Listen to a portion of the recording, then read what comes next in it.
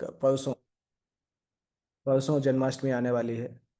और आपको अगर अंदाजा होगा कि भगवान कृष्ण के अंदर 4 एक्स्ट्रा गुण पाए जाते हैं भगवान विष्णु की तुलना में। कोई कोई बता सकता है ऐसे कौन कौन कौन से 4 गुण हैं जो भगवान कृष्ण के अंदर एक्स्ट्रा पाए जाते हैं? हरे कृष्णा प्रभु जी। हरे कृष्ण। लीला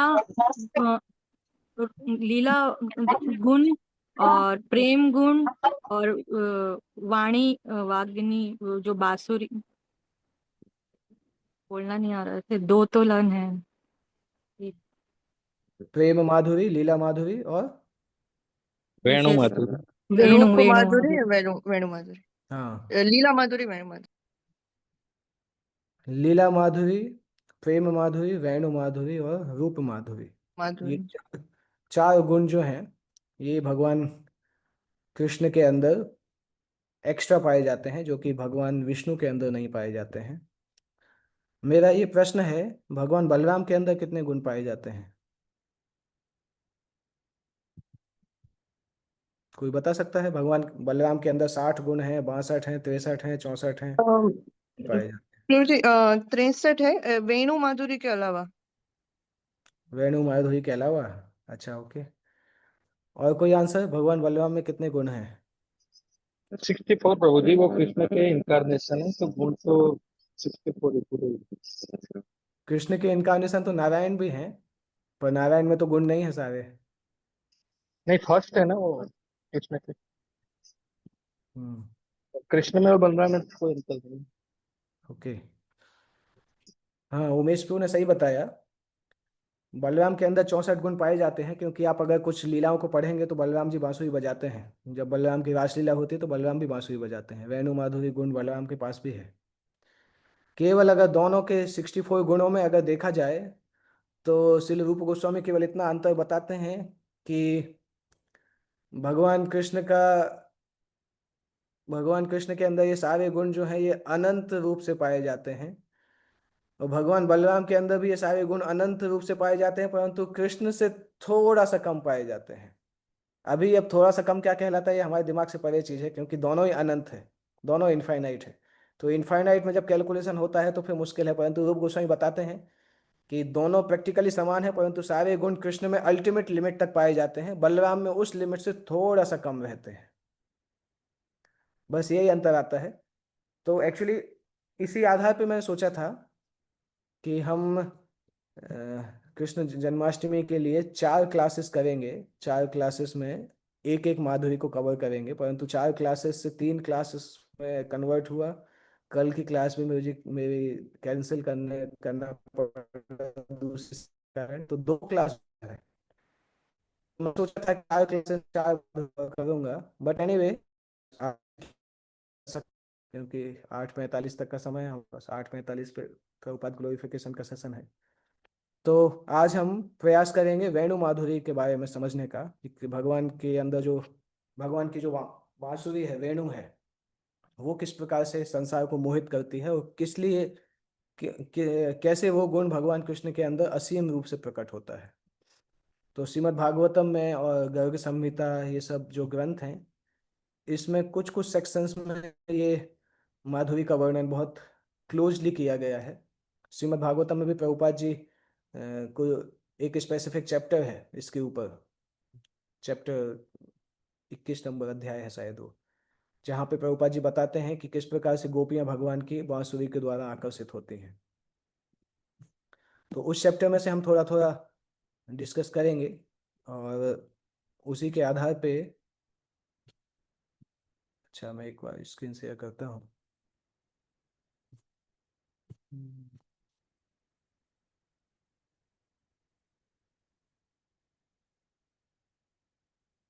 आपको दिखाई दे रहा है? यस प्रभु। अभी दिखाई दे रहा है? नहीं, दिखाई दे रहा है प्रभु जी वो स्क्रीन दिखाई दे रही है अभी भी? यस प्रभु। ओके, ओके, ओके, एक मिनट। तो वृंदावन में स- वर्षा ऋतु के बाद कौन सी ऋतु आती है सामान्यतः इंडिया में? जब वर्षा खत्म होती है उसके बाद अगली ऋतु कौन सी आती है?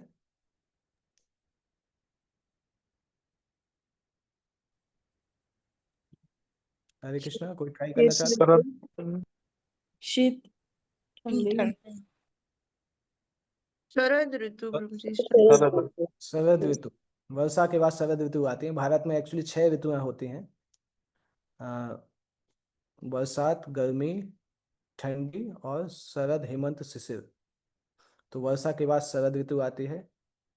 और शरद ऋतु एक ऐसी ऋतु होती है जब बरसात धीरे धीरे कम होने लगती है और माहौल ऐसा, वातावरण ऐसा होता है कि ना तो बहुत ज़्यादा ठंड होती है और ना गर्मी होती है।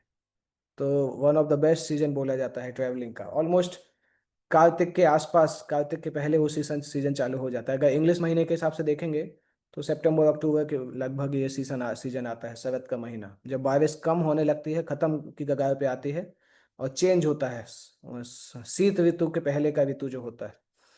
तो ये ऋतु वृंदावन में की शरद ऋतु प्रसिद्ध है, क्योंकि शरद ऋतु जब वृंदावन में आती है तो धीरे धीरे जो नदियां हैं और जो लेक्स हैं, झील हैं, उसका पानी धीरे धीरे साफ होने लगता है। क्योंकि लगातार जब बारिश होती है तो पानी मड़ी रहता है, परंतु जब बारिश होना बंद हो जाती है तो धीरे धीरे मड़ी पानी अंदर जाने लगता है और क्लियर पानी जो है वो क्रिस्टल क्लियर होने लगता है। और धीरे धीरे उसमें बहुत सुंदर लोटस फ्लावर्स खिलने लगते हैं। और जो हवा बहती है वृंदावन में, वो हवा भी बहुत प्लीजेंट रहती है, ना तो बहुत ठंड ना बहुत गर्मी। तो ये समय कृष्ण के लिए फॉरेस्ट में घूमने का, क्योंकि 4 महीने जो बरसात के रहते हैं उस समय भगवान कृष्ण इतने फ्रीली जंगल में नहीं जा पाते हैं। माँ की तरफ से भी कुछ कुछ रिस्ट्रिक्शंस होते हैं क्योंकि बारिश बहुत ज़्यादा होती है। तो ये शरद ऋतु में भगवान कृष्ण वृंदावन फॉरेस्ट में एंटर करते हैं अपनी गायों और बछड़ों के साथ। और वृंदावन का जंगल भगवान को रिसीव करने के लिए एकदम सुंदर तरीके से सजा रहता है। भगवान बहुत प्रसिद्ध होते हैं उससे। और जैसे यहाँ पे लिखा है, एवरी वीज whispers tales of divine love, the supreme personality of Godhead enchants all beings with mellifluous symphony of his transcendental flute. तो भगवान एक्चुअली जब इतने सुंदर वातावरण में जाते हैं तो भगवान फिर फ्लूट बजाना चालू करते हैं। उनकी नेचुरल ऐसी इच्छा होती है। जब चिड़िया, पेड़ और प्लांट्स सब बहुत खुश दिखते हैं, भगवान अपनी कृष्ण बलराम अपनी गायों को चराते हैं। कृष्ण भी अपने मित्रों के साथ रहते हैं, बलराम भी अपने ग्रुप के साथ रहते हैं, और श्री कृष्ण और बलराम अपनी बांसुरी बजाते हैं। तो यहाँ पे वर्णन है कि कृष्ण बलराम दोनों ही बांसुरी बजा रहे हैं। पर ऐसा अंडरस्टैंडिंग है कि बलराम कुछ समय बांसुरी बजाते थे, उसके बाद कृष्ण की बांसुरी को सुनते थे, क्योंकि भागवतम में वर्णन आता है कि बलराम भी साथ में बांसुरी बजाते थे। पर कृष्ण की बांसुरी हमेशा उनके पास रहती थी, बलराम ओकेशनली बजाते थे, हमेशा नहीं बजाते थे। तो भगवान कृष्ण की बांसुरी जब बजाना चालू करते हैं तो कृष्ण की बांसुरी जब 5th नोट में बजना चालू होती है तो उसकी आवाज वृंदावन तक पहुंचती है। तो वृंदावन जैसे ही पहुंचती है आवाज, तो जो बड़े गोप थे, क्योंकि कृष्ण के मित्र तो उनके साथ जाते हैं परंतु बड़े गोप जो हैं वो साथ में नहीं जाते हैं, और बड़ी गोपियां जो हैं, बड़ी या छोटी गोपियां जो हैं, वो भी साथ में नहीं जा पाती हैं। तो वो बांसुरी जैसे ही उनको आवाज आती है, वो भगवान कृष्ण के बारे में स्मरण करने लगती हैं। कृष्ण की फ्लूट अपने आप ही लोगों के हृदय को मोहित कर लेती है, और उस फ्लूट को सुन के नेचर भी चेंज होने लगता है। फूल अपने आप ब्लॉसम होने लगते हैं, बम्बल बी जो भंवरा है वो गाने लगता है, और चिड़ियाँ एक साथ उस फ्लूट को सपोर्ट करना चालू करते हैं। जैसे हम कभी मृदंग बजाते हैं ना, करताल बजाते हैं, फिर हारमोनियम बजाते हैं, तो फ्लूट को सपोर्ट करने के लिए बाकी इंस्ट्रूमेंट के जैसे चिड़ियाँ अलग तरीके से गाने लगती हैं। और उस फ्लूट के बजते ही साथ वृंदावन के जो झील हैं और नदियां हैं उसमें तुरंत लोटस फ्लावर्स खिलने लगते हैं। गोपियां भगवान को याद करती हैं, और किस प्रकार से गोपियां भगवान की कृष्ण की फ्लूट को डिस्क्राइब करती हैं, और फ्लूट को डिस्क्राइब करते करते उनको कृष्ण के साथ उनकी हुई लीलाएं भी याद आने लगती हैं। उन लीलाओं को सोच के गोपियों का मन डिस्टर्ब होता है और वो पूरे वाइब्रेशन को डिस्क्राइब नहीं कर पाती हैं। एक्चुअली गोपियों के केस में इस प्रकार से था कि कृष्ण से संबंधित कोई भी चीज वो करती थी तो बात तुरंत कृष्ण का पूरा पर्सनालिटी उनके सामने आ जाता था। इसलिए गोपियों के बारे में बोला जाता है कि वो उनका कृष्ण के प्रति नैसर्गिक रति था। नैसर्गिक रति का मतलब होता है कि उनको कृष्ण के को याद करने के लिए 16 माला का जप नहीं करना पड़ता था। बोलने का मतलब है कि साधना भक्ति के द्वारा गोपियां सिद्ध नहीं हुई थी। ऐसा नहीं था कि उन्होंने साधना की हुई है उसके बाद वो सिद्ध हुई। नैसर्गिक रति उनके पास थी भगवान कृष्ण के प्रति। जिस प्रकार से हम नेचुरली आकर्षित होते हैं कि जब कहीं भोग करने की कोई चीज आती है ना तो हमारे अंदर बहुत तेजी से नेचुरल आकर्षण आता है। भक्ति विनोद ठाकुर एक जगह पे लिखते हैं कि विषय जे प्रीति आवे अच्छा है हमारा यही मत प्रीति होई चरण तुम्हारा। विषय को प्राप्त करने की जितनी इच्छा है हमें, अगर उतनी ही इच्छा कृष्ण को प्राप्त करने की होगी तो जिंदगी बदल जाएगी। इस प्रकार से भक्ति विनोद ठाकुर लिखते हैं। जैसे हम देखते हैं ना, छोटी छोटी चीजें भी हमारे उसको बिगाड़ देती हैं, मतलब मन में इच्छाएं जागृत कर देती हैं। जब कभी नए भक्त रहते हैं तो कई ऐसी इच्छाएं आती हैं, चाहे नए हों चाहे कुछ समय बाद, परंतु हम जो पूरी तरह से शुद्ध नहीं है उनके मन में कुछ ना कुछ इच्छाएं होती हैं और वो इच्छाएं हमें कृष्ण के स्मरण को रोक देती हैं। गोपियों के केस में ऐसा नहीं होता था। गोपियां इनफैक्ट एक वर्णन आता है कि गोपियां कृष्ण की बांसुरी में इतना डूब जाती थी कि घर के काम करते समय भी कंफ्यूज हो जाती थी कि क्या काम करना है। एक बार एक गोपी भगवान की बांसुरी सुनते सुनते अपने बच्चे को, बच्चा था छोटा बच्चा, उसको पीठ पे टांग के जल भरने के लिए गई थी। तो भगवान ने बांसुरी बजाना चालू किया तो वो सुनने में इतना डूब गई कि मटकी में रस्सी डालने की बजाय बेटे के कमर में रस्सी बांधी और बेटे को ही कुआं में डालने लगे। उसको ध्यान ही नहीं था कि बाल्टी को कुआं में डालना है कि बेटे को कुआं में डालना है। इतना ज्यादा कृष्ण की बांसुरी में डूब जाते थे। फिर उसको बगल में दूसरी गोपी ने बताया, अरे क्या हो गया, पागल हो गई हो क्या तुम? तो उसको ध्यान आया कि मैं क्या कर रही हूँ। तो गोपियों के लिए कृष्ण का स्मरण नेचुरल था। हमारे लिए कृष्ण का स्मरण थोड़ा फोर्सफुल होता है, इसलिए हमें नियम बनाने पड़ते हैं। कम से कम 8 माला तो करो, 16 माला तो करो, क्योंकि अगर नियम नहीं बनाएंगे तो हम एक भी माला नहीं करेंगे। उसमें भी कुछ लोग बोलते हैं कि हम तो 24 घंटे माला करते हैं, इसलिए हम तो 24 घंटे नाम लेते हैं इसलिए हमें माला की जरूरत नहीं। उसका सिंपल मतलब होता है कि हम नाम लेना चाहते ही नहीं हैं। ये तो एक्सक्यूज है कि 24 घंटे माला करते हैं या नाम करते हैं। तो हमें ही पता है कि हम कितना नाम करते हैं। 16 माला करते करते 10-10 20-20 साल हो गए, उसके बाद भी हमें 24 घंटे नाम स्मरण नहीं होता है।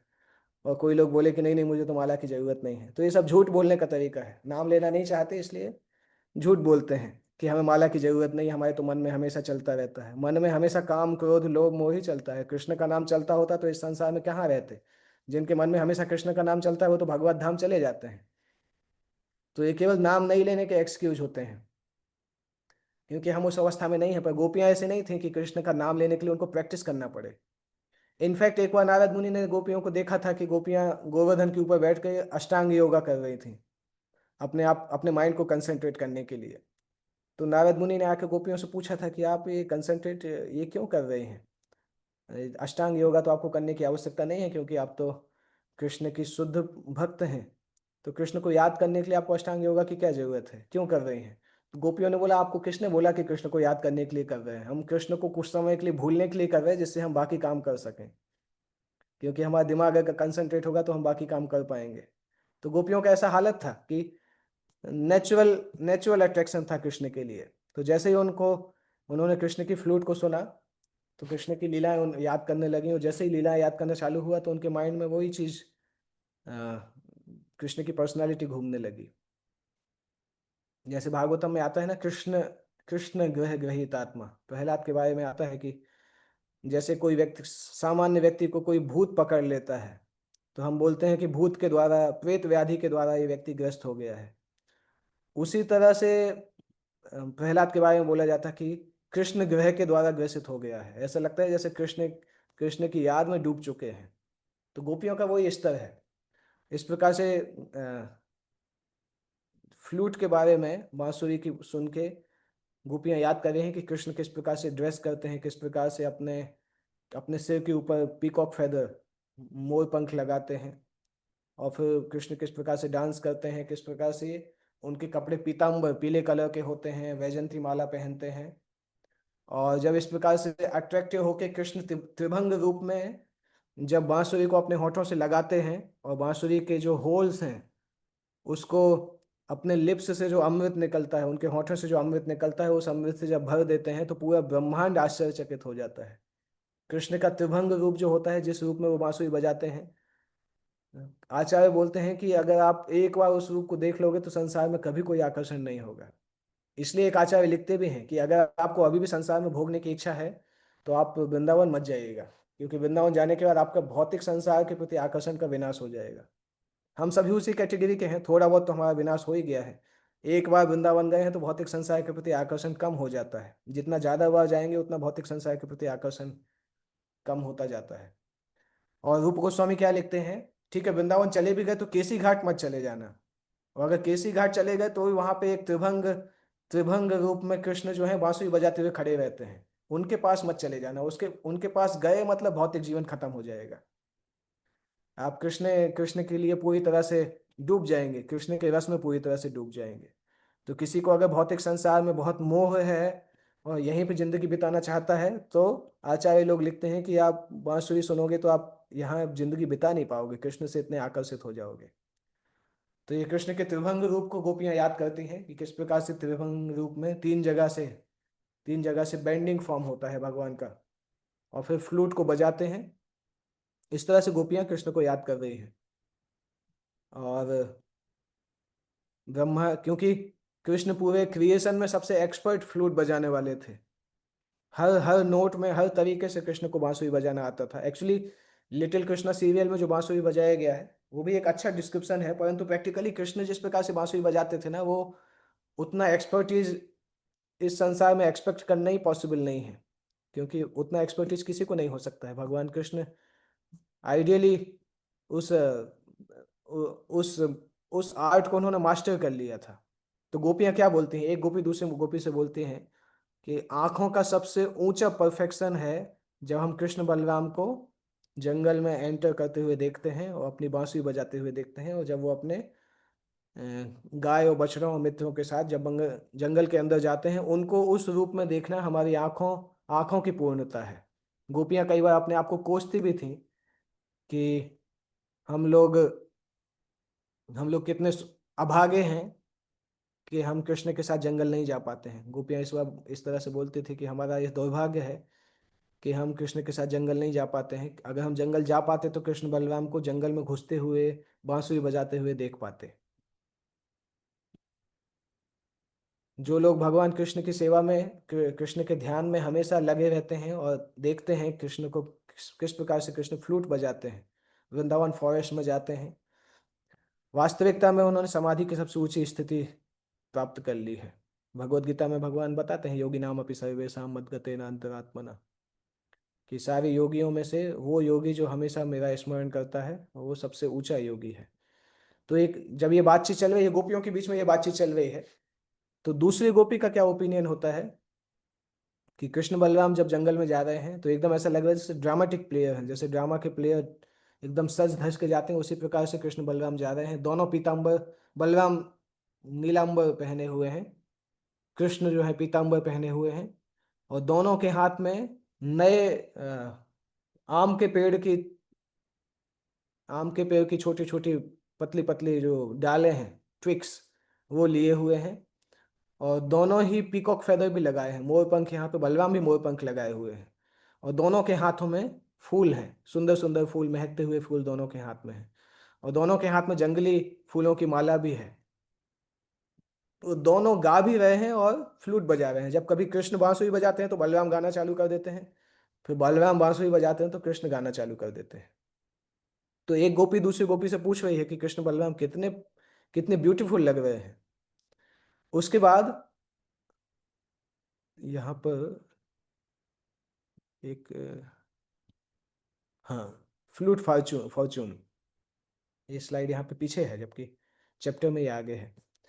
तो ये गोपियां बात करती हैं एक दूसरे से कि ऐसा कैसे है कि ये जो बांस है जिससे ये फ्लूट बनाई गई है, बांसुरी बनाई गई है, हमें समझ में नहीं आता कि इस बांस ने कितनी तपस्या की होगी, कितने पुण्य के कार्य किए होंगे कि ये बांस की बांसुरी जो है लगातार कृष्ण के होठों को टच कर रही है, कृष्ण के होठों में जो अमृत है उस अमृत का पान कर रही है।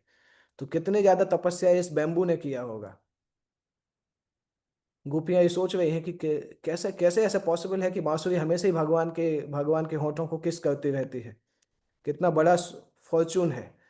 और साथ साथ वहाँ वृंदावन की जो झील है और जो नदियां हैं, झील और नदियों को पेड़ की माँ बोला जाता है, क्योंकि पेड़ उनसे पानी ग्रहण करके बढ़ते हैं।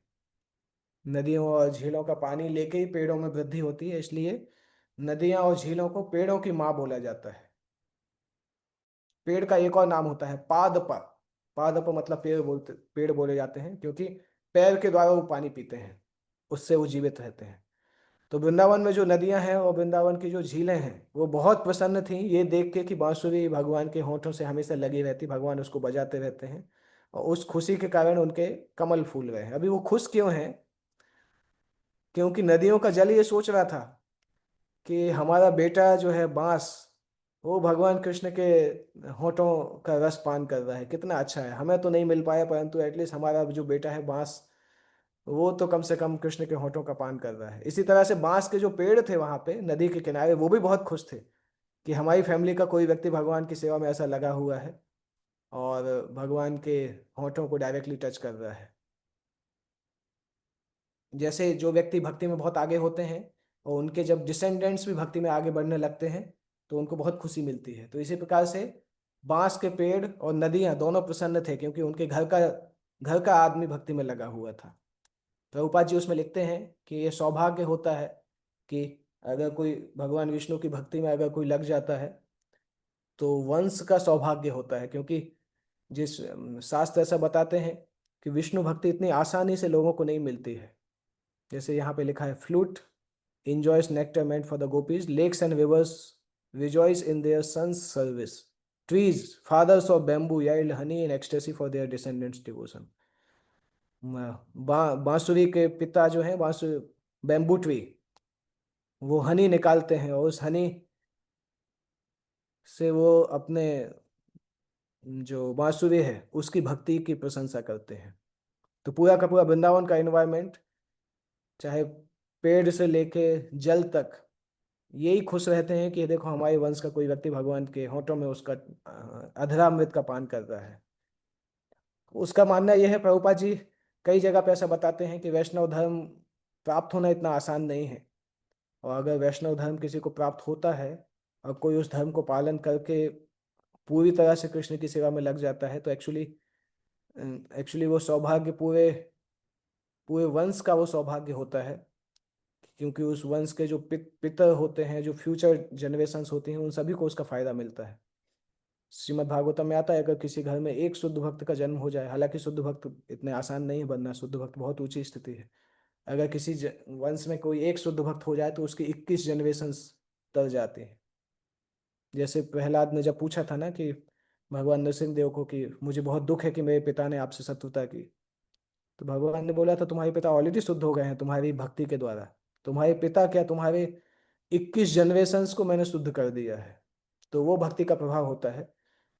कभी कभी जब लोग समझते नहीं हैं, आध्यात्मिक आध्यात्मिक वस्तुओं को समझते ही नहीं है, तो उनको कभी कभी दुख होता है जब बच्चा भगवान की सेवा में लग जाता है।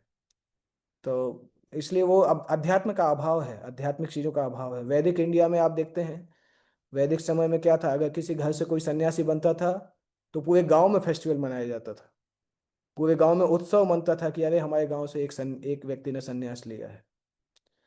परंतु चूंकि भौतिक भौतिक समाज आगे बढ़ रहा है और लोगों को शास्त्रों की समझ नहीं है, इसलिए जब कभी ऐसा होता है तो लोग फिर ब्रेन वॉश का आरोप लगाते हैं और बोलते हैं देखो इस तरह से किया, और इतना इतना पढ़ा लिखा उसके बाद सब छोड़ के साधु बन गया। तो ये सब चीज़ें इसलिए होती हैं क्योंकि व्यक्ति को पता नहीं, उनको पता नहीं है कि कृष्ण की सेवा कितनी ऊंची चीज़ है, दुनिया में लोगों को मिलती नहीं है आसानी से। कृष्ण की फुल टाइम सेवा जो है ना, वो किस किस किस प्रकार से शास्त्रों में बखान किया जाता है।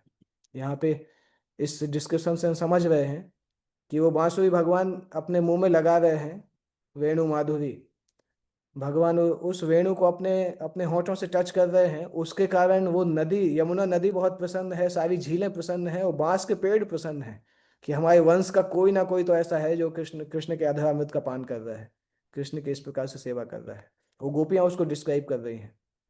सारे के सारे वृक्ष खुश थे और लगातार वृक्ष से हनी निकल रहा था कि बांसुरी हमारे वंश का जो व्यक्ति है वो भगवान कृष्ण की सेवा में लगा हुआ है। अभी अगले में गोपियां कृष्ण के सुंदर रूप का दर्शन याद कर रहे हैं। ये हमने थोड़ा ऑलरेडी डिस्कस किया, परंतु प्रभुपाद जी इसको और भी बताते हैं। Vaijayanti necklace, peacock feather, blue flower earring, कौन सा बोलते हैं, श्रीवत्स, पीताम्बर, वैजयंती माला, ये भगवान भगवान कृष्ण के ट्रेडमार्क हैं। ये भगवान विष्णु के ये सब ट्रेडमार्क कहलाते हैं कि भगवान विष्णु अगर होंगे तो ये सब वस्तुएं होंगी। पीकॉक फेदर भगवान विष्णु नहीं पहनते हैं, भगवान कृष्ण का ट्रेडमार्क है वो। तो मोर पंख भगवान कृष्ण पहनते हैं। येलो येलो गारमेंट्स भगवान विष्णु भी पहनते हैं। ब्लू फ्लावर इयरिंग ये भगवान विष्णु भी पहनते हैं, परंतु भगवान कृष्ण ब्लू फ्लावर्स जो यूज करते हैं वृंदावन के फ्लावर्स यूज करते हैं। और वैजयंती माला भगवान कृष्ण के उसमें रहती है। तो ये कृष्ण के रूप का वर्णन गोपियां करती हैं, और इस रूप में कृष्ण खड़े होकर बांसुरी बांसुरी बजा रहे हैं। दूसरी गोपी फिर बोलना चालू करते हैं कि ये वृंदावन धाम जो है ये वास्तविकता में पूरे ब्रह्मांड, पूरी धरती के शोभा को बढ़ा रहा है, क्योंकि ये वृंदावन धाम भगवान कृष्ण के चरणों के द्वारा सुसज्जित है। और जब भगवान गोविंद अपनी बांसुरी बजाते हैं तो सारे के सारे मोर जो हैं अपने आप एकदम पागल जैसे हो जाते हैं, जैसे उन्होंने बरसात को होते हुए देख लिया हो। फिर जितने भी जीव होते हैं, जितने भी पशु हैं या पेड़ हैं या प्लांट्स हैं, चाहे गोवर्धन के ऊपर हों चाहे नीचे हों, जब वो पीकॉक्स को देखते हैं और कृष्ण की बांसुरी को सुनते हैं, कृष्ण की बांसुरी जब बजता हुआ सुनते हैं तो एक जगह पे खड़े हो जाते हैं और कृष्ण की बांसुरी को एकदम ध्यान से सुनते हैं। गोपियां उसको तुलना कर रही हैं कि ऐसा लगता है जैसे बड़े बड़े साधु एक पांव पे खड़े होकर तपस्या कर रहे हों। उस प्रकार से वो एकदम शांत होकर कृष्ण को सुनते हैं। सारे के सारे पशु, जैसे मान लो हिरण, अगर गोपियां ये भी बताती हैं एक्चुअली, कभी कभी बछड़ा गाय का दूध पी रहा होता है तो गाय का दूध पीते पीते कृष्ण की बांसुरी अगर बजती है तो बछड़ा एकदम शांत होकर कृष्ण की बांसुरी को सुनने लगता है, उसकी आंखों से आंसू आते रहते हैं। इस प्रकार से गाय के बछड़े, शेर, चीते कहीं भी वृंदावन में रहते हैं, अगर बांसुरी सुनेंगे तो एकदम साइलेंट होकर खड़े होकर बांसुरी सुनने लगते हैं। और गोपियां उनकी तुलना करती हैं कि इतना ये वरदान तो बड़े बड़े ऋषि मुनियों को भी नहीं मिला था जिस प्रकार से इन इन पशु पक्षियों को ये वरदान मिला है। उसके बाद दूसरी गोपी वर्णन करती हैं कि ये मृग को देखिए। मृग तो वैसे भी बहुत छोटा प्राणी होता है, परंतु जब कृष्ण बांसुरी बजाते हैं तो ये मृग कृष्ण के पास जाके खड़ा हो जाता है, कृष्ण बलराम की ड्रेस से भी आकर्षित होता है, और धीरे जैसे ही वो बांसुरी सुनना चालू करते हैं तो कृष्ण को प्रणाम करते हैं, बहुत स्नेह से देखते हैं और कृष्ण को प्रणाम करते हैं। अभी गोपियां यहाँ पे मृग जो डियर थी उससे ईर्ष्या भी कर रही हैं, क्योंकि गोपियां बोल रही हैं देखो वो डियर जो है वो कृष्ण को अपने हस्बैंड के साथ मिल सकते हैं, परंतु हम लोगों को ऐसा मौका नहीं मिलता है। हम कृष्ण से मिलना जाना चाहते हैं तो हमारे हस्बैंड हमें नहीं जाने देते हैं। तो गोपियां बोलती हैं कि ये डियर तो हमसे भी ज्यादा सौभाग्यशाली हैं, पति पत्नी दोनों जाके कृष्ण से मिलते हैं। अगले अगले उसमें प्रभुपाद बताते हैं कि कृष्ण बलराम, ये हमने थोड़ा डिस्कस किया है, कृष्ण बलराम को वृंदावन में जंगल में जाते हुए देखना दृष्टि का परफेक्शन है, हमारी विजन का परफेक्शन कहलाता है। और भगवान की लीलाओं में अपनी इंद्रियों को एब्जॉर्ब करना एक सबसे ऊंचा मेडिटेशन का पार्ट है। साथ साथ अपने अपने मन में हमेशा कृष्ण को स्मरण करना, कृष्ण का नाम लेना, अगर कोई ऐसा करता है तो दुनिया का सबसे टॉप मोस्ट योगी उसको कहा जाता है। उसके बाद ये हम एक्चुअली कृष्णा बुक में से पढ़ रहे हैं, चैप्टर 21 में से, उसमें से हम चीजें डिस्कस कर रहे हैं। उसके बाद दूसरी गोपी बताती हैं कि कृष्ण की सुंदरता को देख के इवन स्वर्ग के जो देवता लोग हैं उन देवताओं की जो पत्नियां हैं वो भी कृष्ण की सुंदरता से आकर्षित हो जाती हैं। ऑब्वियसली होना भी चाहिए, क्योंकि देवता कृष्ण के ही एक्सपेंशन है भौतिक संसार में। कृष्ण ने उनको अपॉइंट किया है, तो कृष्ण की सुंदरता उनमें रिफ्लेक्ट होती है। तो जब गोपियां कृष्ण की इस बांसुरी को सुनती हैं तो अपने पतियों के साथ तो एयरप्लेन में घूम रही हैं, परंतु जैसे ही कृष्ण की बांसुरी सुनती हैं तो तुरंत डिस्टर्ब हो जाती हैं बांसुरी की सुंदरता के कारण, बांसुरी के साउंड के कारण और कृष्ण की सुंदरता को स्मरण करके। इसका ये मतलब है कि कृष्ण की बांसुरी का जो साउंड है पूरे ब्रह्मांड में हर जगह फैल जाता है। वृंदावन में एक जगह खड़े होकर जब कृष्ण बांसुरी बजाते हैं पूरे ब्रह्मांड में फैल जाता है। ब्रह्मा जी मोहित हो जाते हैं, ब्रह्मा जी वृंदावन के ऊपर बादलों में आके कृष्ण का दर्शन करने लगते हैं जैसे ही कृष्ण बांसुरी बजाना चालू करते हैं। उसके बाद गोपियां बताती हैं कि गायों के ऊपर भी बहुत अलग प्रभाव पड़ता है कृष्ण की बांसुरी का। ऐसा लगता है जैसे गायों के कानों में कोई अमृत, कानों और मुख में कोई अमृत करा रहा हो, और गायों के कान अपने आप बड़े हो जाते हैं। जैसे गायों का एक चीज होता है, जब वो बहुत खुशी होते हैं तो उनके कान बहुत फैल जाते हैं। तो इसी तरह से कृष्ण की बांसुरी सुनते ही सुनते गायों के बड़े बड़े कान जो हैं वो एकदम फैल जाते हैं उस लिक्विड नेक्टर को अपने अंदर लेने के लिए। और गायों के बछड़े, ये हमने ऑलरेडी डिस्कस किया, गायों के बछड़े जो हैं वो माँ के निपल्स अपने मुख में डाल के रखते हैं, परंतु दूध पीना बंद कर देते हैं। कृष्ण की बांसुरी को सुनना चाहते हैं इसलिए दूध को पीना बंद कर देते हैं, और आंखों से आंसू आते रहते हैं। उससे पता चलता है कि किस प्रकार वो कृष्ण को अपने हृदय में स्वीकार कर चुके हैं, कृष्ण को एम्ब्रेस कर चुके हैं। इस फिनोमेना से ये भी पता चलता है कि इवन वृंदावन में इवन गाय और बछड़े भी कृष्ण के लिए रोना जानते हैं। They know how to cry for Krishna. वो एक बछड़ा, छोटा बछड़ा भी कृष्ण को अपने हृदय में स्मरण करना जानता है। इसके बाद एक और गोपी अपनी माँ से बात कर रही हैं। वो बताती हैं कि ये जो चिड़िया हैं ये सब देख रही हैं कृष्ण को बांसुरी बजाते हुए, और पेड़ों की ब्रांच पे बैठी हुई हैं। उनको देख के ऐसा लगता है कि वो बाकी सब भूल गई हैं, केवल कृष्ण की बांसुरी सुन रही है। इससे पता चलता है कि ये चिड़िया कोई सामान्य चिड़िया नहीं है, ये कोई बहुत बड़े बड़े साधु पुरुष हैं, वो भक्त हैं, और केवल कृष्ण की बांसुरी को सुनने के लिए वृंदावन फॉरेस्ट में आते हैं। बड़े बड़े साधु स्कॉलर वैदिक ज्ञान के बारे में चिंतित, वैदिक ज्ञान को जानना चाहते हैं, परंतु उनको पता नहीं है कि वेदों का सार कृष्ण को जानना है। और वृंदावन की ये छोटी छोटी जो चिड़ियां हैं, इससे पता चलता है कि ये वेदों के सार को जानते हैं, और कृष्ण के ट्रांसेंडेंटल वाइब्रेशन को जान के वो कृष्ण के प्रति आकर्षित रहते हैं। इसके अलावा नेचर में और क्या क्या चेंज आते हैं। इवन यमुना जो है, ओके हमने चिड़ियों का किया, यमुना जो है, यमुना के अंदर फूल खिलने लगते हैं, लोटस फूल खिलने लगते हैं, और यमुना उस फूल को कृष्ण की तरफ भेजती है, कृष्ण के चरणों की तरफ भेजती है।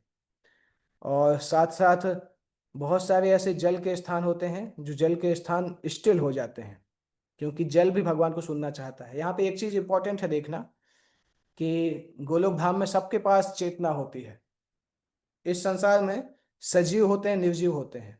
कुछ वस्तुएं होती हैं जो निर्जीव होती है, उनके अंदर चेतना नहीं होती है, परंतु गोलोक धाम में हर वस्तु सजीव होती है। तो जल भी सजीव होता है, तकिया भी सजीव होती है, जानवरों में भी चेतना होती है, पत्थर में भी चेतना होती है, और सभी के सभी भगवान के भक्त होते हैं। अभी कभी कभी दोपहर के समय क्या होता था, शरद ऋतु में सूरज की रोशनी तेज हो जाती है, तो उसी समय ऑटोमेटिकली वृंदावन एक्चुअली कृष्ण की इच्छा के आधार पर चलता था। तो जैसे ही सूरज की रोशनी तेज होती है वैसे ही आकाश में बादल आ जाते हैं, और बादल कृष्ण बलराम के ऊपर आके ढक देते हैं कृष्ण बलराम को, जिससे कि उनको ज्यादा गर्मी नहीं लगे। तो ये बादल एक छाते के जैसा काम करते हैं, जिससे कि कृष्ण बलराम को कोई असुविधा नहीं हो। उसके बाद वृंदावन की कुछ कुछ ऐसी भी स्त्रियां हैं जो कि ऐसे ऐसे वंश से हैं जो कि हाईली एडवांस नहीं हैं, पर जब वो कृष्ण के चरणों में जो चरणों की डस्ट को छूती हैं तो उनके हृदय की लस्ट पूरी तरह से खत्म हो जाती है।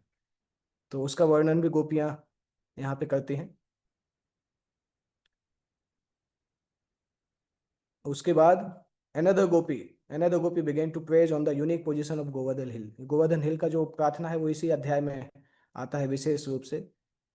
हंताय मध्य अवला हरिदास वर्यो, कि गोवर्धन पर्वत कितना सौभाग्यशाली है कि भगवान कृष्ण का एसोसिएशन उसको हमेशा मिलता रहता है, और गोवर्धन हमेशा भगवान के चरणों के स्पर्श करता है, और भगवान को सेवा में जितने भी वस्तुओं की आवश्यकता होती है सब गोवर्धन पर्वत उनको प्रोवाइड करता है। सबसे अच्छा गिफ्ट गोवर्धन पर्वत क्या देता है, भगवान की गायों के लिए एकदम नया नया घास गोवर्धन से उगता है। इसलिए गाय और बछड़े जो थे हमेशा गोवर्धन पे ही चढ़ के रहना चाहते थे, क्योंकि गोवर्धन पे हमेशा नया घास उगता था गायों के लिए। और जब कृष्ण बलराम इस प्रकार से अपनी दिव्य ध्वनि में गाते हैं और बजाते हैं तो चलने वाले प्राणी एक जगह रुक जाते हैं आश्चर्य के द्वारा, और जो सॉलिड होते हैं वो लिक्विड हो जाते हैं। कृष्ण जिस पत्थर पे खड़े होकर बांसुरी बजाते हैं वो पत्थर भी लिक्विफाई हो जाता है। कृष्ण के पैरों के निशान वहां पे आ जाते हैं। तो चलने वाले जीव स्टंट हो जाते हैं और अपना कार्य करना छोड़ देते हैं, और जो नहीं चलने वाले हैं जैसे पेड़ हैं और छोटे छोटे प्लांट्स हैं वो एकदम हिलने लगते हैं कृष्ण की बांसुरी सुन के। ये सब कृष्ण की बांसुरी का प्रभाव है संसार में। और जब कृष्ण बलराम वृंदावन में रहते हैं तो सामान्य काऊ बॉयज के जैसे रहते हैं। गाय को मिल्क करते समय आपने देखा होगा कि जब जो गोप बालक होते हैं गाय को जब दूध लगाते हैं तो गाय के पीछे वाले पैरों को बांधा जाता है। जब भी गाय का दूध लगाते हैं तो सामान्यतः पीछे वाले पैरों को बांधा जाता है, छोटी सी रस्सी होती। तो वो रस्सी हमेशा गोप बालकों के कंधे पे रहती है, और कृष्ण बलराम भी उस रस्सी को अपने कंधे पे डाले हुए थे, एग्जैक्टली काउहर्ड बॉय जैसे लग रहे थे। यद्यपि वो दोनों भगवान हैं परंतु तब भी वो एग्जैक्टली काउहर्ड बॉय जैसे लगते हैं, उसी तरह से लीला करते हैं। और ये सब देख के ये सब और भी सुंदर और बहुत अद्भुत लगता है। इस प्रकार से गोपियां कृष्ण के बारे में सोच रही हैं। प्रभुपाद जी लिखते हैं कि this is the perfect example of Krishna consciousness. Krishna भक्ति का सबसे अच्छा उदाहरण है कि समहाउ किसी तरह से कृष्ण के विचारों में अपने मन को लगाना। और ये सबसे ऊंचा व्यवहार गोपियों के व्यवहार में दिखाई देता है। इसलिए चैतन्य महाप्रभु ने बोला है कि अगर भगवान कृष्ण की पूजा करनी है तो उस गोपियों के द्वारा जो मेथड अपनाई गई है उससे ऊंची कोई मेथड नहीं हो सकती कृष्ण की पूजा करने की। गोपियां ना तो बहुत ऊंचे ब्राह्मण परिवार में थी ना क्षत्रिय परिवार में थी, वो तो सिंपल वैश्य परिवार की स्त्रियां हैं, और बड़े बड़े व्यापारी भी नहीं थे, सिंपल गोपाल के घर की थी, गायों की रक्षा करने वाली। इतनी एजुकेटेड भी नहीं थी, परंतु आप देख रहे हैं ये गोपियों की प्रार्थनाओं में उनको शास्त्रों का सारा ही नॉलेज है, और कृष्ण के प्रति इतना आकर्षण प्राप्त किया है जो कि शास्त्रों का सार है। तो गोपियों की जिंदगी का उद्देश्य था इस प्रकार से कृष्ण के विचारों में हमेशा एब्जॉर्ब रहना। तो ये चैप्टर में इस प्रकार से प्रभुपाद जी वर्णन करते हैं डिटेल्स में कि किस तरह से भगवान कृष्ण की बांसुरी पूरी दुनिया को आकर्षित करती है अपनी तरफ, और कोई भी ऐसा व्यक्ति नहीं है जो कृष्ण की बांसुरी से आकर्षित नहीं हो। केवल बद्ध जीव आकर्षित नहीं होते हैं कृष्ण की बांसुरी से, बाकी जो शुद्ध लोग हैं वो हमेशा आकर्षित होते हैं। एक्चुअली प्रभुपाद जी कृष्ण की बांसुरी की तुलना करते थे भगवत गीता से भी, कृष्ण के नाम से भी, कि कृष्ण का नाम भी उतना ही आकर्षक है जितना कृष्ण का बांसुरी है, दोनों में कोई अंतर नहीं है। तो हमारे जीवन का उद्देश्य होना चाहिए कि कृष्ण के नाम से हम कैसे आकर्षित हो सकें और कृष्ण के नाम को हम अपने जीवन का मुख्य लक्ष्य मान सकें। प्रैक्टिकली अगर कोई ज़्यादा कृष्ण का नाम लेता है तो एक दिन वो रियलाइज करेगा कि कृष्ण और कृष्ण के नाम में कोई अंतर नहीं है। तो जो 16 माला भी करते हैं ना, उनको भी ध्यान देना चाहिए कि 16 माला केवल सफिशिएंट नहीं है। जब माला उनके हाथ में नहीं है, 16 माला के अलावा माला अगर हाथ में नहीं है, तब भी कृष्ण का नाम लिया जा सकता है। कभी कभी हम सोचते हैं नहीं कि अब काम करते समय कृष्ण का नाम कैसे लेंगे, नहीं, दिन भर नाम ले सकते हैं। जब माँ अपने बच्चे को प्रेम करती है तो माँ घर का काम करती रहती है, परंतु काम करते करते भी बच्चे को याद कर लेती है। तो जिसको हम प्रेम करते हैं उसको हम कभी भी याद कर सकते हैं। तो कृष्ण का नाम को ज्यादा से ज्यादा करने का प्रैक्टिस करना चाहिए। आप देखेंगे अपने आप ही अनर्थ भागने लगेंगे जितना कृष्ण का नाम ज्यादा करेंगे। हो सकता है माला के पे करने का समय नहीं मिले, परंतु तब भी हम कई कई समय ऐसा रहता है जब हम फ्री रहते हैं या कुछ काम करते हैं, वॉक करते हैं, कहीं जा रहे हैं, तो हम कुछ नहीं करते हैं। तो उस टाइम को आप यूटिलाइज कर सकते हैं, क्योंकि माइंड तो कुछ ना कुछ सोचता ही रहता है। तो उससे बजाय हम उस समय कृष्ण का नाम स्मरण कर सकते हैं, बोल सकते हैं। वो जब हमारी मदद करेगा, हमें एक आदत डालेगा कि कृष्ण का हमेशा स्मरण कैसे करना है। और जितना स्मरण करेंगे उतना उतना ज्यादा आकर्षण होगा, जितना कृष्ण का नाम लेंगे उतना आकर्षण बढ़ता जाएगा। ओके, तो यहाँ पे हम एंड करते हैं। कल दूसरा चैप्टर पढ़ेंगे, कृष्णा बुक में से कोई और चैप्टर पढ़ेंगे कृष्ण लीला से संबंधित। किसी को कोई प्रश्न पूछना है इस टॉपिक से रिलेटेड या कोई और पिछली क्लास से रिलेटेड? हरे कृष्ण प्रभु जी, दंडवत प्रणाम। यस बताइए। प्रभु जी, अभी कल जैसे जन्माष्टमी आ रही है तो हमें क्या चीज करनी चाहिए, किस चीज का ध्यान रखना चाहिए, dos and don'ts? Janmashtami festival time पे जन्माष्टमी के दिन बहुत इम्पोर्टेंट है कि हम बाकी सारी एक्टिविटी को मिनिमम कर दें। इस बार तो जन्माष्टमी वीकेंड पे भी आ रही है, सामान्यतः कई बार ऑफिस डेज में आती है। तो प्रयास करना चाहिए कि कैसे हम ज़्यादा नाम ले सकें। और उस दिन ट्रेडिशनली प्रभुपाद जी इस्कॉन में जो प्रभुपाद जी की कृष्णा बुक है उसको पढ़ते थे, उसमें से वृंदावन की लीलाओं को पढ़ते थे। तो उस दिन हमें भगवान की लीलाओं को ज़्यादा से ज़्यादा पढ़ने में समय लगाना चाहिए, श्रवण कीर्तन में ज़्यादा समय निकालना चाहिए। अगर हम पूरा दिन फास्ट कर सकते हैं तो बहुत अच्छा है। रात में फास्ट ब्रेक होता है 12 बजे के बाद। अगर अगर कोई कर सकता है तो अच्छा है, अगर नहीं कर सकता है तो फल ले सकते हैं या जूस ले सकते हैं एटलीस्ट। पर प्रयास करना चाहिए कि हम बाकी चीज़ों में, शरीर की चीज़ों में उतना समय नहीं दें। उस दिन हम श्रवण कीर्तन में ज़्यादा समय दें। और मंदिर में अगर आते हैं, मंदिर से कोई सेवा भी मिली है तो उस सेवा में एंगेज रहेंगे तो बहुत आसानी से जन्माष्टमी निकल जाएगा। तो यही प्रयास होना चाहिए जन्माष्टमी पे कि कहीं पे टाइम वेस्ट नहीं हो। डिजिटल डिटॉक्स कर सकते हैं जन्माष्टमी के दिन, कि जन्माष्टमी के दिन हम सोशल मीडिया को यूज नहीं करेंगे या एटलीस्ट उंगली को उसके ऊपर नहीं डाल के नई नई चीज़ें नहीं देखेंगे। डिजिटल डिटॉक्स का काम कर सकते हैं उस दिन। ओके। ठीक है प्रभु जी, थैंक यू। हरे कृष्णा, दंडवत प्रणाम। ओके, तो हम यहाँ एंड करते हैं, कल इसके आगे हम कृष्ण स्टार्ट करें। प्रभु जी दंडवत प्रणाम। धन्यवाद। हरे कृष्ण प्रभु जी, धन्यवाद। हरे कृष्ण। हरे कृष्ण प्रभु। हरे कृष्ण। ओके।